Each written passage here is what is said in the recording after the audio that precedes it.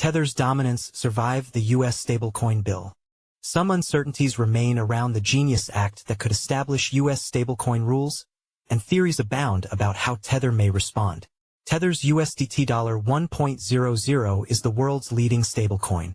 Its digital emulation of the US dollar, 155 billion of them at last count, is unmatched. But as things stand, Tether almost certainly doesn't fulfill the compliance demands of U.S. lawmakers as they're expected to push legislation nearer to law on Tuesday afternoon. Tether may end up with a choice to make: jump through some serious hoops to reach compliance with the future law, or stand back and try to hold on to non-U.S. market share as the U.S. industry potentially increases in scale and the federal government takes its customary role in steering the regulatory demands of other jurisdictions around the world, according to the predictions of experts. The Guiding and Establishing National Innovation for U.S. Stablecoins of 2025 Genius Act is the U.S. Senate bill that's facing its final path toward passage on Tuesday, which is a first for major crypto legislation. It then heads to the House of Representatives to be approved or to be worked on. In the end, both chambers have to okay the same language for President Donald Trump to be able to sign it into law. In its current form, the legislation leaves a path for foreign stablecoin issuers in the U.S., but it could be a complicated one. Broadly, if companies like Tether want to offer their tokens to U.S. users, they have to be regulated by a foreign regime that's been approved as having similar standards as the U.S.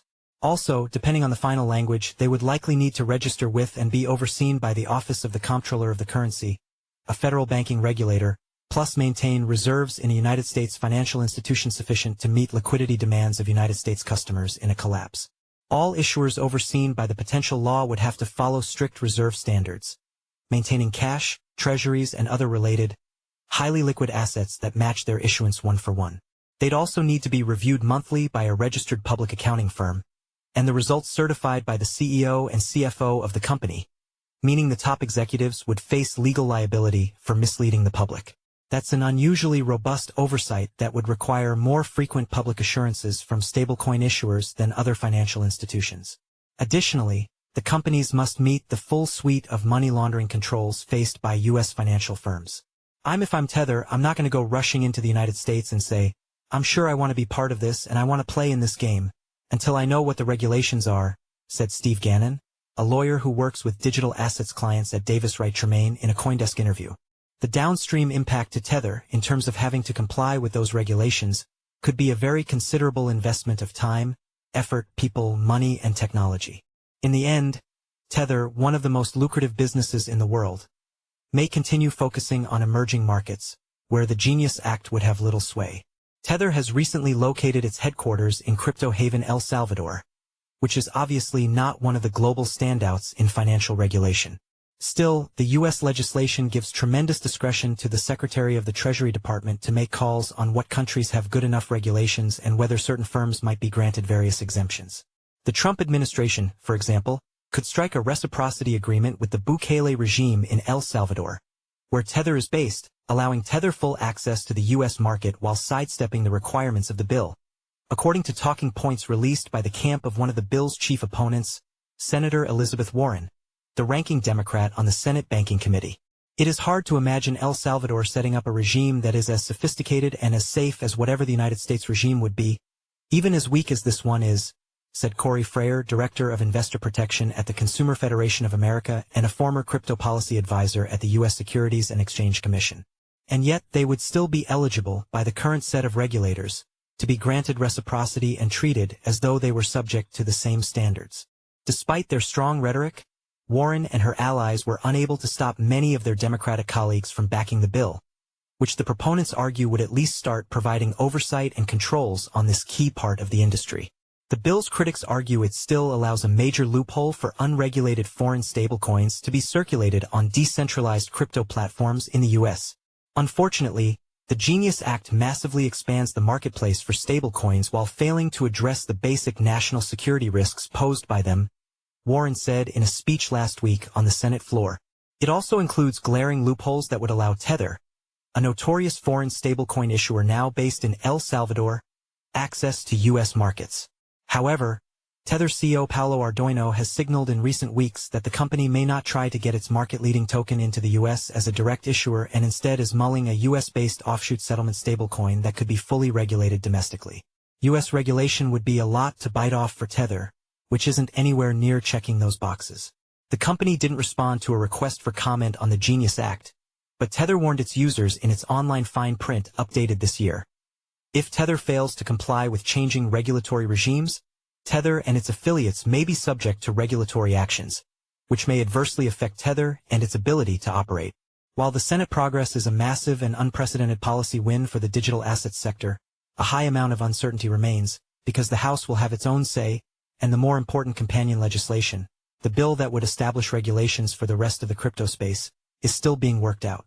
Stablecoin issuers won't get definitive answers about their U.S. rules until a law clears Trump's desk and the relevant federal agencies then turn it into specific regulations.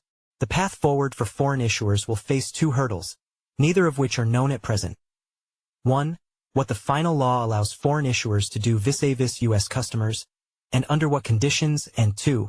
How any related regulatory discretion is exercised to permit or restrict access to the U.S. market, said Richard Rosenthal, a principal at Deloitte who focuses on digital assets regulations in the banking sector, in an email to CoinDesk.